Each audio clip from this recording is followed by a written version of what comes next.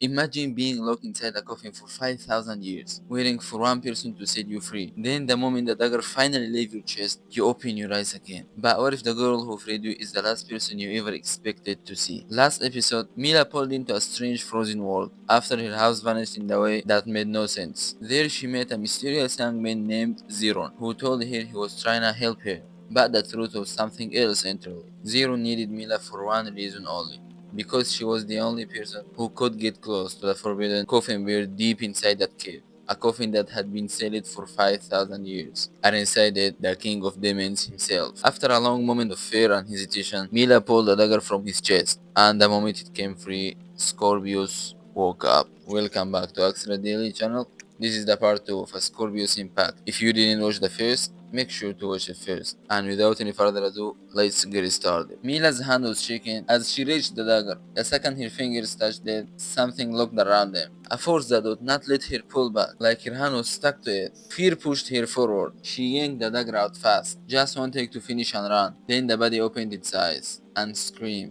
The sound hit her like a wall. Blood ran from both her ears and shockwave through her across the cave, straight into the stone wall. She hit the ground barely conscious. The figure rose from the coffin slowly. He speared to enormous wings, smiled, and the dark halo around him faded away. Zeron said that mysterious young man, "My lord, Scorpius!" Scorpius looked at him through half-closed eyes and said, "You are Zeron, right?" Zeron said, "Yes." Scorpius said, "Did you free me?" Zeron said, "No, my lord. I brought the girl to free you." Zeron pointed at Mila. In that moment, Scorpius lifted her body off the ground with a single gesture and pinned her against the wall. He walked toward her, closed his hand around her throat, and studied her face up close. Slow, cold, calculating. He said, Sophia.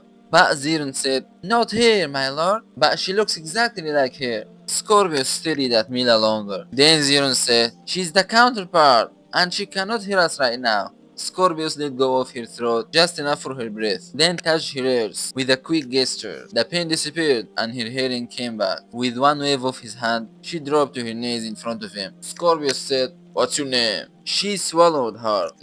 Mila. Scorpius laughed. Really? That's your name? What's a shame. Because I would bid my curse. Make sure you are the complete opposite of it. Mila stared at him, confused. He smiled wider. "I can see from your face you did not see this coming." "Amusing. Let me give you the honor of a proper introduction. I am a Scorpius, king of Morgos, and the demon who cursed you." In that moment, everything in Mila's mind connected. The history class, the drawing on the board, the name she could not stop thinking about a whole walk home. It all made sense now. Scorpius turned around. "Zeron, why are you still standing there?" Zeron said, "The barrier is still up, my lord." Scorpius pointed at it once. It shattered into small sparks. Harmless, quiet, gone. Zeron walked through with a huge grin. Zeron said, "After 5,000 years, the king has finally returned." While they talked, Mila slowly started crawling toward the dagger on the ground. Scorpius noticed immediately. He looked at her, smiled, and pinned her back against the wall again, without even moving. He picked up the dagger himself and walked toward her. "Did you really think I did not see that? Were you gonna kill me? Because I cursed you?" He got closer. "I waited 5,000 years in that coffin. 5,000 years. Because of a woman who looks exactly like you. She stabbed me in the heart with her own hands." He drove the dagger through Mila's right hand and he hurt her. She screamed, but Scorpius froze. He looked at his own right hand and he saw a wound had appeared on it. And then it healed quickly. He pulled up his sleeve and cut Mila's arm.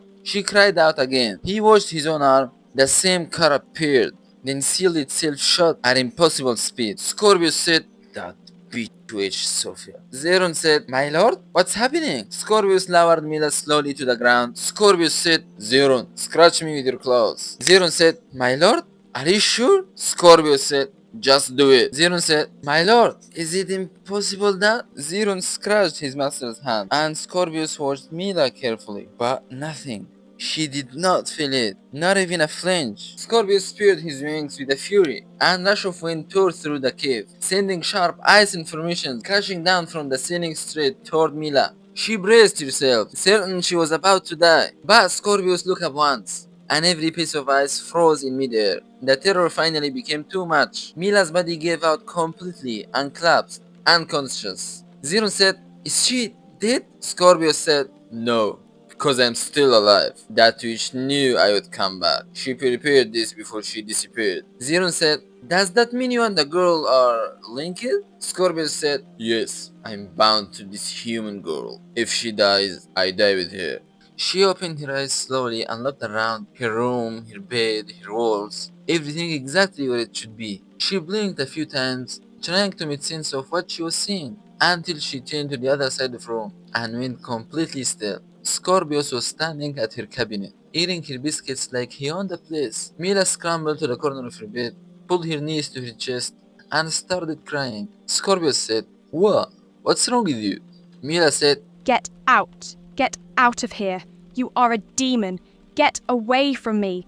Scorpius sighed, then laughed quietly. Relax, Mila. Let us talk like two civilized people. He held up a biscuit. I'm not gonna hurt you. Mila said, Liar, you almost brought the whole cave down with one scream, and now you are telling me you will not so hurt me? a proud smile crossed his face. Oh, that was basically a yawn. Trust me. When I actually scream, it sounds completely different. Mila went paler. He kept eating like he had said nothing unusual. After a moment, she forced herself to breathe and asked quietly, What do you want from me? Scorpius sat down in the nearest chair and crossed one leg over the other. Alright, I'll keep this simple. We have a problem. She frowned, then he said, you've been cursed since childhood because of me. So, when I woke up, my plan was straightforward. Find Sophia, kill her, move on with my life. He pressed the biscuit between his fingers, but that woman did something before she disappeared. Mila said, What thing? he raised one finger toward her. Do not interrupt me. Mila shot him a look, but stayed quiet. She tied my life to yours. If anything hurts you, it hurts me too. If you die, he said the next part slowly, I die with you. Then silence. Mila said, What? Scorpius said, yes. And I am the king of Murgos, and the most powerful demon, which means this is not a situation I enjoy. But I don't have a choice. He pointed at her, that's why I'll be staying close to you. Not because I care about you. Don't flatter yourself. But because I refuse to die. Because of a human girl. Mila looked around the room and noticed something strange. The house was completely back to normal. Furniture's back in place. Everything exactly as it was before 4 o'clock. Like nothing had ever happened. He raised her hand to check the time and froze. There was a tattoo on her wrist. A black scorpion tattoo. She said, What is this? Scorpion said, ah, it finally showed up. Mila said, What do you mean, finally? Scorpion said, this is the mark of our bond. It was always going to appear when you reach the right age. Mila stared at it, not moving, and then the front door opened. Her parents, Adrian, back from the match. Her eyes went wide. She looked at Scorpius, then at the door, then back at Scorpius. The blood drained from her face. She could barely explain to herself why there was a demon standing in her bedroom. But how was she supposed to explain it to her parents? And the tattoo, if they saw it, they would think she had joined some cult. They might use it as a final reason to be done with her for good. But the biggest problem right now is that this is the end of the video. If you wanna know what happens next, subscribe and hit that like button and drop a comment. Do you want the next part of La Razia too? See you guys in the next episode.